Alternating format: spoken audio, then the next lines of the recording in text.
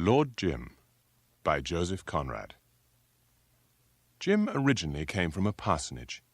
He was one of 5 sons, and when, after a course of light holiday literature, his vocation for the sea had declared itself, he was sent at once to a training ship for officers of the mercantile marine. He was generally liked, having a steady head with an excellent physique. He was very smart aloft, while on the lower deck, in the babble of 200 voices, he would forget himself and live in his mind the sea life of light literature. He saw himself saving people from sinking ships, cutting away masts in a hurricane, swimming through a surf with a line, or as a lonely castaway, barefooted and half-naked, walking on uncovered reefs in search of shellfish to stave off starvation. He confronted savages on tropical shores, quelled mutinies on the high seas, and in a small boat upon the ocean kept up the hearts of despairing men, always an example of devotion to duty and as unflinching as a hero in a book. "Something's up. Come along." He leapt to his feet. The boys were streaming up the ladders. Above could be heard a great scurrying about and shouting, and when he got through the hatchway he stood still, as if confounded. It was the dusk of a winter's day. The gale had freshened since noon and now blew with the strength of a hurricane in fitful bursts that boomed like salvos of great guns firing over the ocean. The air was full of flying water. There was a fierce purpose in the gale, a furious earnestness in the screech of the wind that seemed directed at him. "Collision! Just ahead of us. Mr. Simon saw it." A push made him stagger against the mizzenmast, and he caught hold of a rope. "Lower away!" He saw the boat manned, drop swiftly below the rail, and rushed after her. His shoulder was gripped firmly. "Too late, youngster." The captain of the ship laid a restraining hand on the boy, who seemed on the point of leaping overboard. "Better look next time. This will teach you to be smart." After 2 years of training, he went to sea, and entering the regions so well known to his imagination, found them strangely barren of adventure. He made many voyages. His prospects were good. He was gentlemanly, steady, tractable, with a thorough knowledge of his duties. And in time, when yet very young, he became chief mate of a fine ship without ever having been tested by those events of the sea that show in the light of day the inner worth of a man. Only once in all that time he had again the glimpse of the earnestness in the anger of the sea. He was disabled by a falling spar at the beginning of a week, of which his Scottish captain used to say afterwards, "Man, it's a perfect miracle to me how she lived through it." Jim spent many days stretched on his back, dazed, battered, hopeless, and saw nothing but the disorder of his tossed cabin. He lay there and felt secretly glad he had not to go on deck. Now and again an uncontrollable rush of anguish would grip him bodily, make him gasp and writhe under the blankets, and fill him with a despairing desire to escape at any cost. Then fine weather returned, and he thought no more about it. His lameness, however, persisted, and when the ship arrived at an eastern port, he had to go to the hospital. His recovery was slow, and he was left behind. Directly he could walk without a stick, he descended into the town to look for some opportunity to get home. Nothing offered just then, and while waiting he associated naturally with the men of his calling in the port. The majority, like himself, had been thrown there by some accident and had remained as officers of country ships. They had now a horror of the home service, with its harder conditions, severer view of duty, and the hazard of stormy oceans. They were attuned to the eternal peace of eastern sky and sea. They loved short passages, good deck chairs, large native crews, and the distinction of being white. To Jim, that gossiping crowd viewed as seamen seemed at first more unsubstantial than so many shadows. But in time, there grew up slowly another sentiment, and suddenly, giving up the idea of going home, he took a berth as chief mate of the Patna. The Patna was a local steamer as old as the hills, lean like a greyhound and eaten up with rust worse than a condemned water tank. She was owned by a Chinaman, chartered by an Arab, and commanded by a sort of renegade New South Wales German. After she had been painted outside and whitewashed inside, 800 pilgrims, more or less, were driven on board as she lay with steam up alongside a wooden jetty. They came covered with dust, with sweat, with grime, with rags. The strong men at the head of family parties, the lean old men pressing forward without hope of return. Young boys with fearless eyes glancing curiously. Shy little girls with tumbled long hair, the timid women muffled up and clasping to their breasts, wrapped in loose ends of soiled headcloths, their sleeping babies, the unconscious pilgrims of an exacting belief. "Look at this kettle," said the German skipper to his new chief mate. An Arab, the leader of that pious voyage, came last. A string of servants followed, loaded with his luggage. The Patna cast off and backed away from the wharf, swung through half a circle in the shadow of a hill, cleared the strait, crossed the bay, and held on straight for the Red Sea under a sky scorching and unclouded.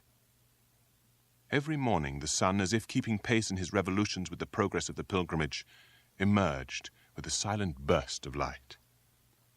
The awnings covered the deck with a white roof from stem to stern, and a faint hum, a low murmur of sad voices, alone revealed the presence of a crowd of people upon the great blaze of the ocean.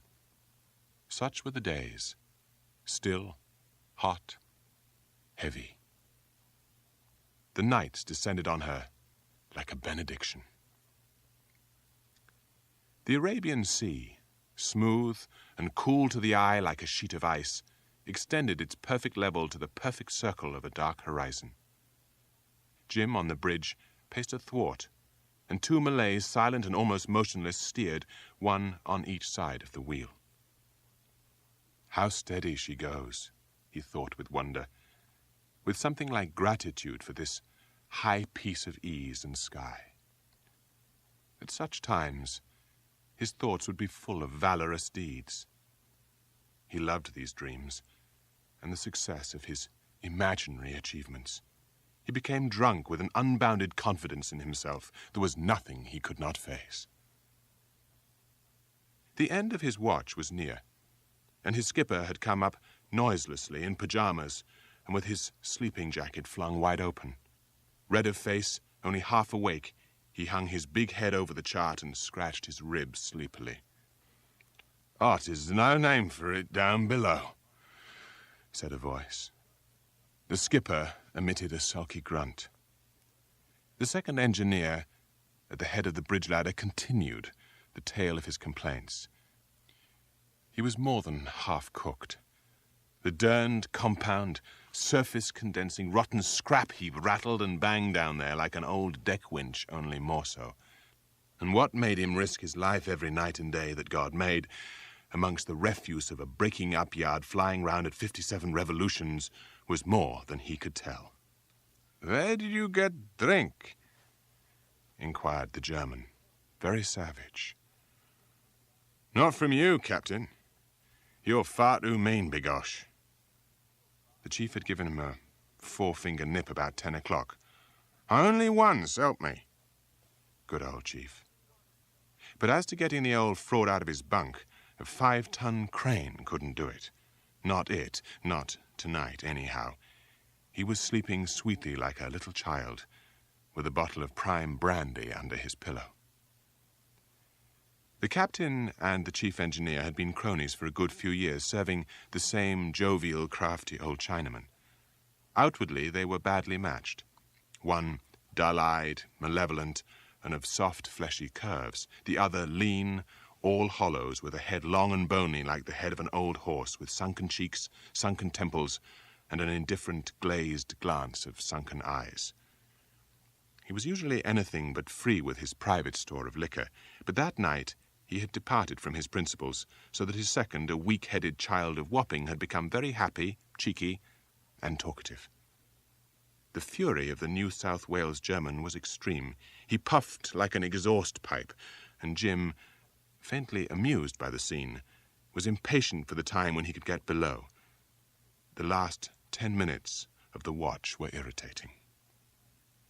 The second engineer was coming by easy transitions to the consideration of his finances and of his courage. He tiptoed back and forth for the better emphasis of utterance, and suddenly pitched down head first as though he'd been clubbed from behind.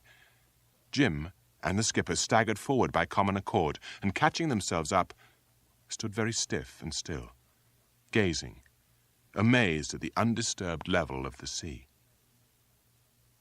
A faint noise as of thunder, infinitely remote, less than a sound, hardly more than a vibration, passed slowly, and the ship quivered in response, as if the thunder had growled deep in the water. The eyes of the two Malays at the wheel glittered towards the white men, but their dark hands remained closed on the spokes. The sharp hull, driving on its way, seemed to rise a few inches in succession through its whole length, as though it had become pliable, and settle down again rigidly to its work of cleaving the smooth surface of the sea. A month or so afterwards, when Jim, in answer to pointed questions, tried to honestly tell the truth of this experience, he said, speaking of the ship, "She went over whatever it was as easy as a snake crawling over a stick." The official inquiry was being held in the police court of an eastern port, and Jim stood in the witness box. "After you had concluded you had collided with something floating awash, say a waterlogged wreck, you were ordered by your captain to go forward and ascertain if there was any damage done. Did you think it likely from the force of the blow?" asked the assessor. "I did not," said Jim. "I was told to call no one and to make no noise for fear of creating a panic. I thought the precaution reasonable. I took one of the lamps and went forward. After opening the forepeak hatch, I heard a splashing in there. I lowered the lamp and saw that the forepeak was more than half full of water already. I knew then there must be a big hole below the waterline." He paused. "Yes?" said the assessor. "I knew there was no other bulkhead in the ship but the collision bulkhead separating the forepeak from the forehold. I went back to tell the captain. I came upon the second engineer getting up at the foot of the bridge ladder. He seemed dazed and told me he thought his left arm was broken. He had slipped on the top step. He exclaimed, 'My God, that rotten bulkhead'll give way in a minute, and the damn thing'll go down under us like a lump of lead.' He ran before me up the ladder, shouting as he climbed. I followed up in time to see the captain rush at him and knock him down flat on his back." Fair of face, big of frame, with young, gloomy eyes, Jim held his shoulders upright above the box while his soul writhed within him. It was then that his eyes met those of a white man who sat apart from the others. He thought he'd come across the man before, in the street perhaps. He was positive he had never spoken to him. For many days he had spoken to no one, but had held silent, incoherent, and endless converse with himself. The sound of his own truthful statements confirmed his deliberate opinion that speech was of no use to him any longer. That man there seemed to be aware of his hopeless difficulty. That man was myself, Captain Marlowe, and I was to tell the rest of Jim's story many times, at length and in detail, after dinners on verandas, in deep dusk, speckled by fiery cigar ends. I attended the inquiry, and to this day I haven't left off wondering why I went. You must know that everybody connected in any way with the sea was there, because the affair had been notorious for days, ever since that mysterious cable message came from Aden to start us all cackling. There was some indignation, not a few jokes, and no end of discussions as to what had become of them, you know. Then one fine morning, as I was standing in the shade of the steps of the harbour office, I perceived 4 men walking towards me along the quay. There could be no mistake. I spotted the jolly skipper of the Patna at first glance, the fattest man in the whole blessed tropical belt clear round that good old earth of ours. He was hurrying on a little in advance, and the sunlight beating on him brought out his bulk in a startling way. In the innocence of his heart, he went pelting upstairs in the harbour office to make his deposition, or report, or whatever you like to call it. The principal shipping master, Archie Ruthfell, said that as soon as he understood who it was before him, he shouted, "Stop! You must go to the master attendant. Captain Elliot is the man you want to see." He flung open the door of the private office without knocking, saying, "The master of the Patna, sir. Go in, Captain." Archie says the row that burst out in there was so awful that he felt as though he had thrown a man to a hungry lion. The other 3 chaps that had landed with him made a little group waiting at some distance. There was a sallow-faced, mean little chap with his arm in a sling, and a long individual in a blue flannel coat, as dry as a chip and no stouter than a broomstick, with drooping grey moustaches, who looked about him with an air of jaunty imbecility. The third was an upstanding, broad-shouldered youth, with his hands in his pockets, turning his back on the other 2. He just stared into the sunshine. This was my first view of Jim. There he stood, clean-limbed, clean-faced, firm on his feet, as promising a boy as the sun ever shone on. He had no business to look so sound. I thought to myself, well, if this sort can go wrong like that, I would have trusted the deck to that youngster on the strength of a single glance and gone to sleep with both eyes and, by Jove, it wouldn't have been safe. There are depths of horror in that thought. He looked as genuine as a new sovereign, but there was some infernal alloy in his metal. It was not long before the captain's monstrous bulk descended in haste. He stopped close to me, and after a while noticed me with a sidelong, vexed look. "That old mad rogue upstairs called me a hound," he said. Hound was the very mildest epithet that had reached me through the open window.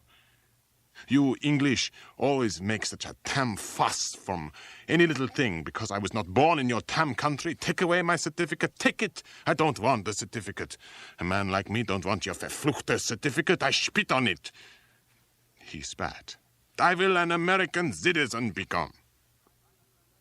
The 2 no-account chaps spotted their captain and began to move slowly towards us. He saw them, and without a sound he went off in a resolute waddle to a ramshackle gharry, all dust and Venetian blinds, pulled up opposite the group. He disappeared inside, and I half expected the roof to split in 2, but the little box on wheels only sank with a click of flattened springs. He roared at the gharry-waller to be off, to go on. The driver lashed, the pony snorted, reared once, and darted off at a gallop. I never saw him again.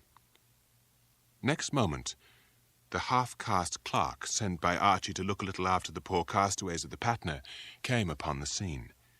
He ran out very full of his mission.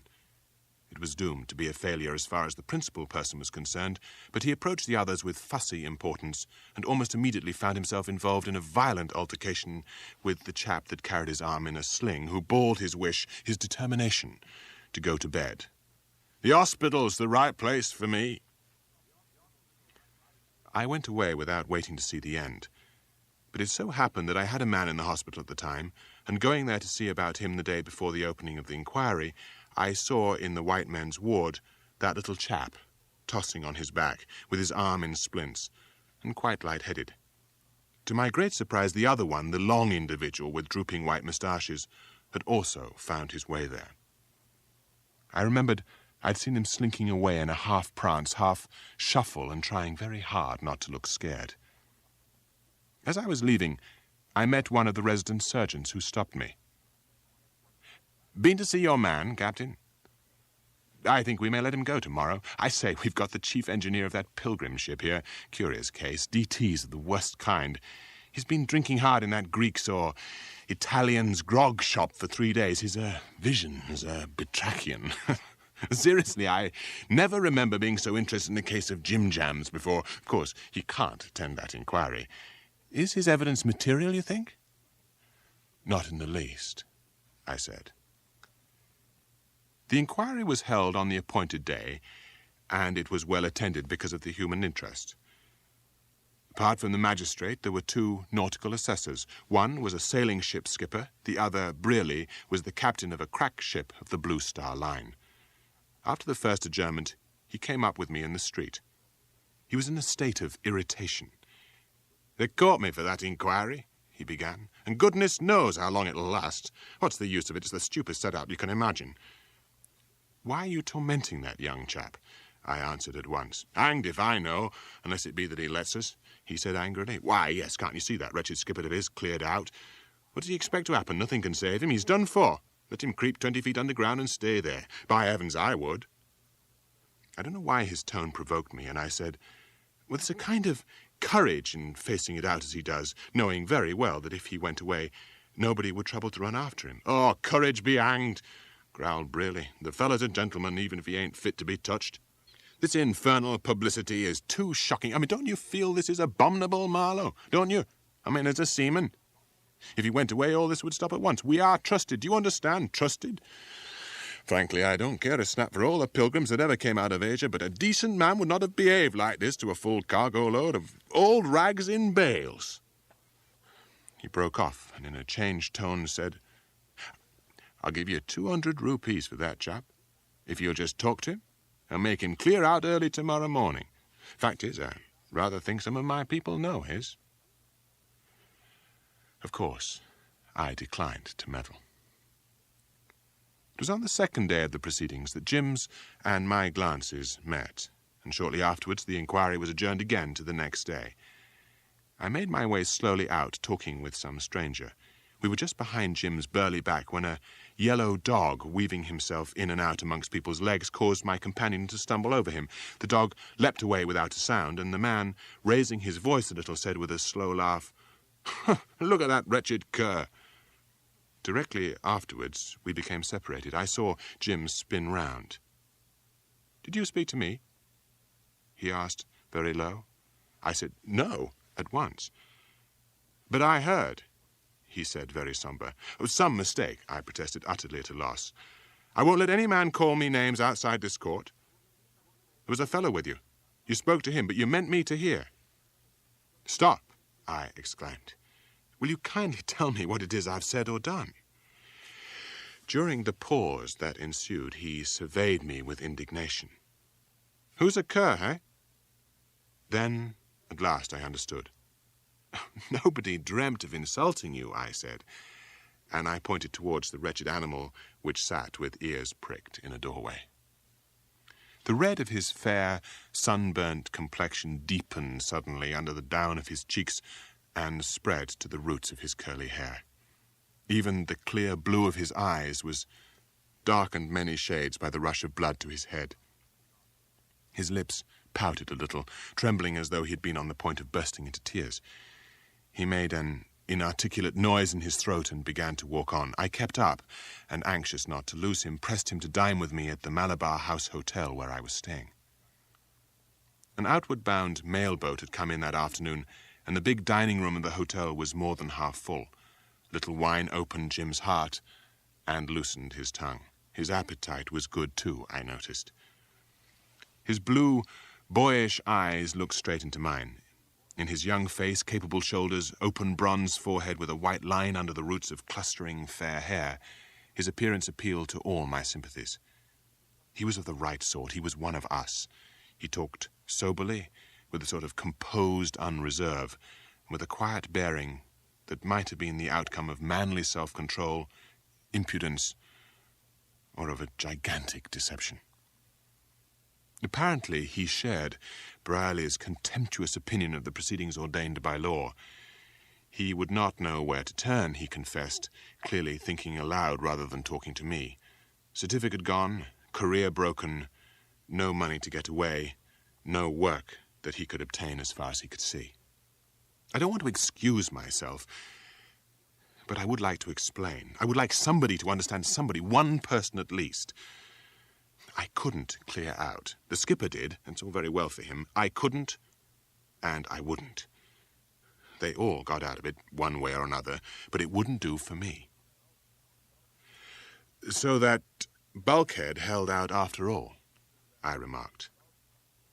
Yes, he murmured. It held, and yet, dash it all, I swear to you it bulged. I was holding up my lamp along the angle iron on the lower deck when a flake of rust as big as the palm of my hand fell off the plate, all of itself. That made you feel pretty bad, I observed casually. Do you suppose, he said, that I was thinking of myself with 160 people at my back, all fast asleep in that fore-tween deck alone, and more of them aft, more on the deck sleeping, knowing nothing about it, 3 times as many as there were boats for, even if there had been time? I expected to see the iron open out as I stood there, and the rush of water going over it as they lay. I mean, what could I do? What? He told me that his first impulse was to shout and straightway make all those people leap out of sleep into terror. But such an overwhelming sense of his helplessness came over him that he was not able to produce a sound. He scrambled out on deck through the number 1 hatch. The engines having been stopped at that time, the steam was blowing off. Its deep rumble made the whole night vibrate like a bass string. The ship trembled to it. I saw as clearly as I see you now that there was nothing I could do. It seemed to take all life out of my limbs. I thought I might just as well stand where I was and wait. I didn't think I had many seconds. Somebody was speaking aloud inside my head, he went on wildly. 800 people and 7 boats and no time. Just think of it. Do you think I was afraid of death? I'm ready to swear I was not. I was not. By God, no. But he was afraid of the emergency.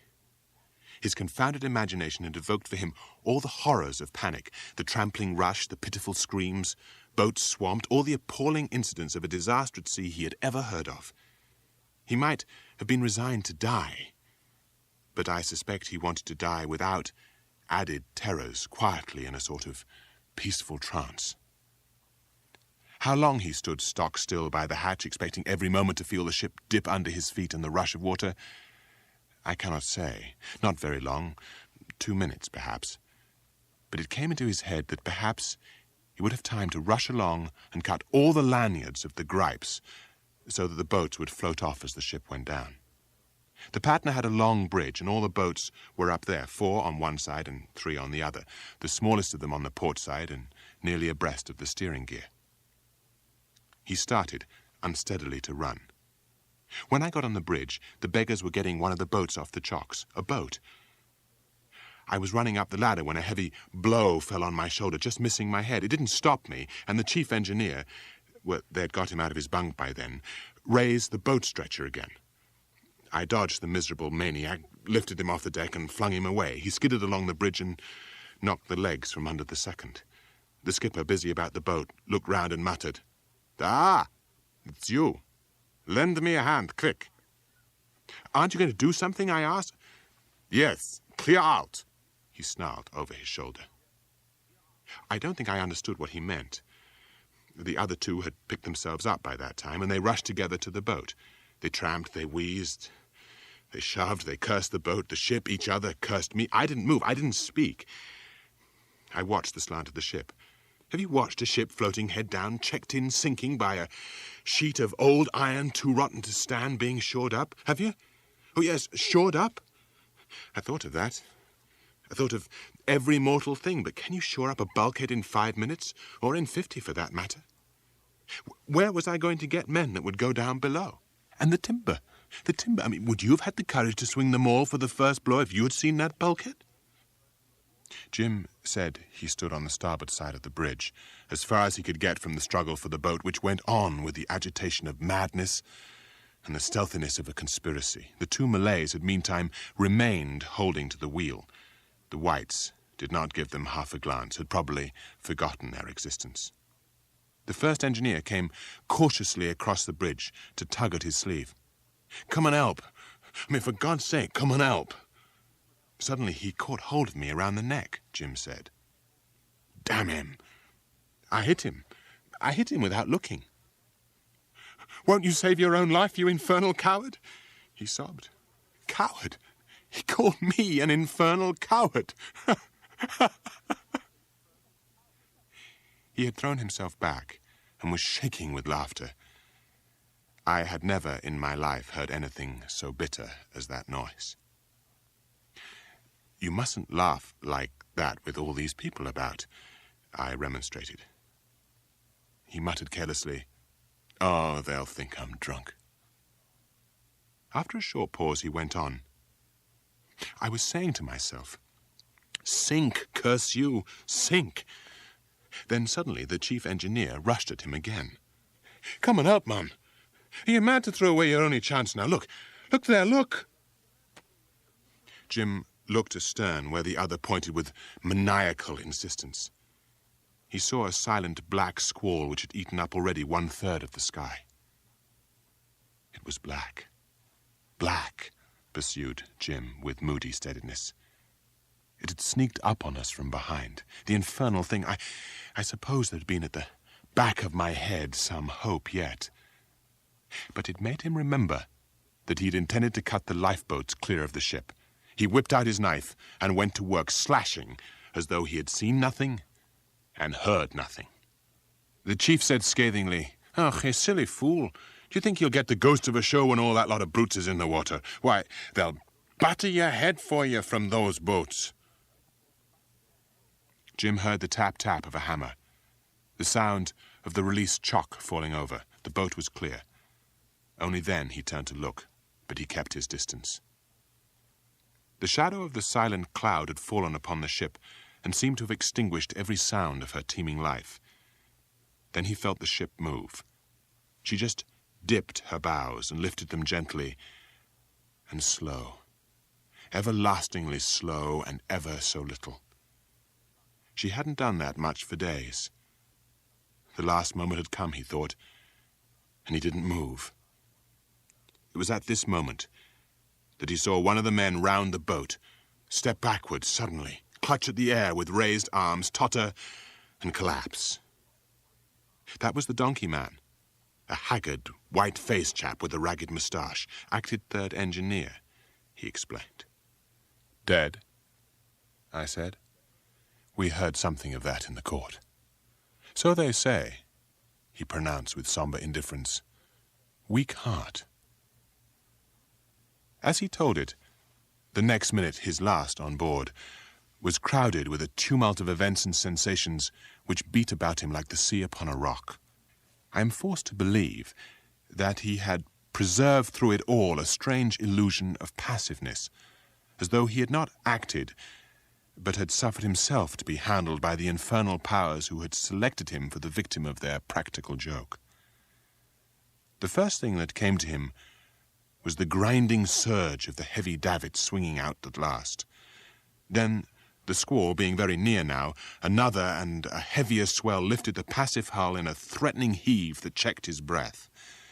Next, after the splashing shock of the boat literally dropped in the water, came the hollow noise of stamping and tumbling in her, mingled with confused shouts.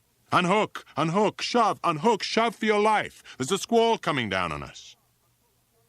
The ship began to buzz fore and aft like a disturbed hive, and he went on to say without the slightest warning, as it were, I stumbled over his legs.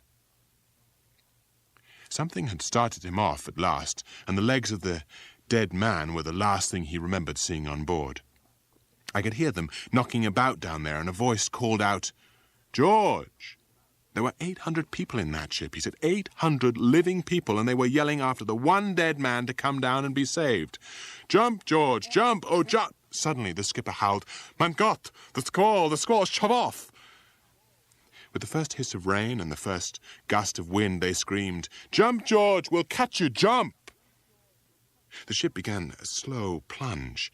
The rain swept over like a broken sea. My cap flew off my head. My breath was driven back into my throat. I heard, as if I had been on top of a tower, another wild screech. "George, jump!"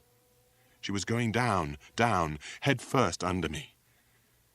He raised his hand deliberately to his face, and after half a second blurted out, I had jumped, it seems.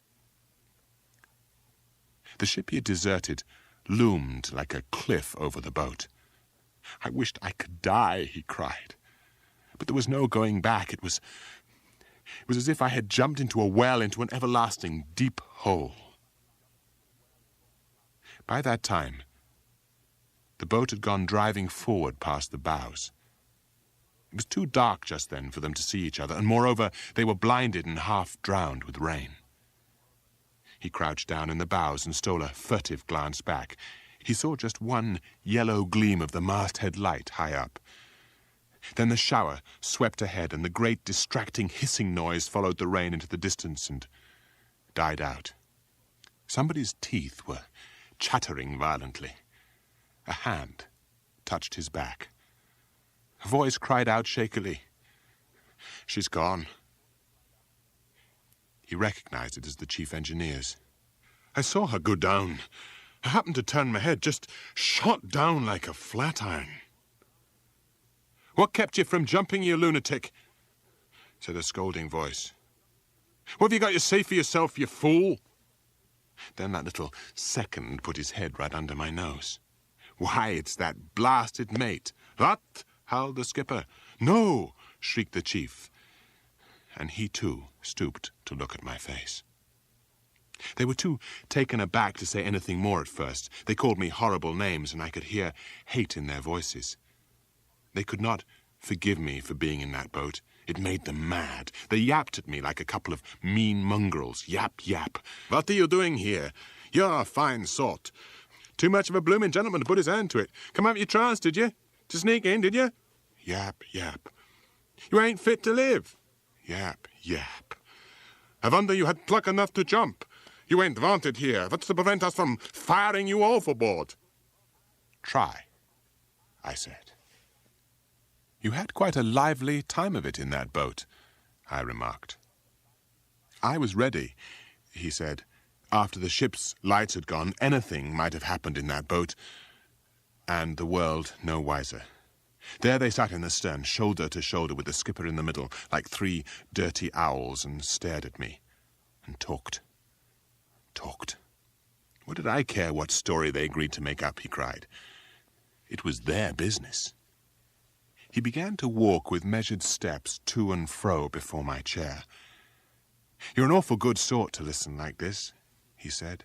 "It does me good. You don't know what it is to me. I was so lost, you know. It was the sort of thing one doesn't expect to happen to one. One couldn't be sure." He muttered. Suppose I had not, suppose I'd stuck to the ship. Well, how much longer? Say a minute and a half? Half a minute? Come, in 30 seconds, it seemed certain then I would have been overboard. Do you think I wouldn't have laid hold on the first thing that came in my way, or lifebuoy grating, anything? I would have done my best to be saved. Wouldn't you? And so you cleared out at once. Jumped, he corrected me incisively. Jumped, mind. All around, everything was still as far as the ear could reach. The mist of his feelings shifted between us. The Avondale picked us up just before sunset. Steamed right straight for us. We only had to sit and wait. After a long interval, he said, "They told their story." And again, there was that oppressive silence. "You said nothing?" I said finally. "What could I say? I had jumped, hadn't I?" he asked, dismayed. A French gunboat, homeward bound from Reunion, had swept a little out of its course to ascertain what was the matter with a steamer floating dangerously by the head upon a still and hazy sea. There was an ensign, union down, flying at her main gaff. Someone had had the sense to make a signal of distress at daylight. But the cooks were preparing the food in the cooking boxes forward as usual. The decks were packed as close as a sheep pen. There were people perched all along the rails, jammed on the bridge in a solid mass. Hundreds of eyes stared, and not a sound was heard when the gunboat ranged abreast. 2 officers went on board, tried to talk with the Arab, couldn't make head nor tail of it. But of course, the nature of the emergency was obvious enough. They were also very much struck by discovering a white man, dead, and curled up peacefully on the bridge. They got 2 hawsers on board and took the Patna in tow, stern foremost, which eased the strain on the bulkhead. Luckily, the sea was level, and there was no wind. The gunboat directed its course to Aden, the nearest English port, and delivered its charge to the port authorities. Our communion that night was uncommonly like a last vigil with a condemned man. He was guilty, as I had told myself repeatedly, guilty and done for. Nevertheless, I wished to spare him the mere detail of a formal execution. So I decided to lay before him Brearley's plan of evasion in all its primitive simplicity. There were the rupees, absolutely ready in my pocket, and very much at his service, alone, of course. Clear out? I couldn't think of it, he said with a shake of his head. Then he mumbled like a man thinking half aloud. Went away. Went into hospitals. Not one of them could face it. But I've got to get over this thing, and I mustn't shirk any of it. I won't shirk any of it. You don't seem to understand, he said incisively. I may have jumped, but I don't run away. I am bound to fight this thing down. I am fighting it now. He had struck aside my helping hand. He was ready to go now, and found his hat. What will you do after? I asked. Go to the dogs, as likely as not, he answered in a gruff mutter. Pray remember, I said, that I should like very much to see you again before you go. I don't know what's to prevent you. The damn thing won't make me invisible, he said with intense bitterness. No such luck. He got himself away somehow. The night swallowed his form. I heard the quick crunch-crunch of the gravel under his boots. He was running, absolutely running with nowhere to go. And he was not yet 24.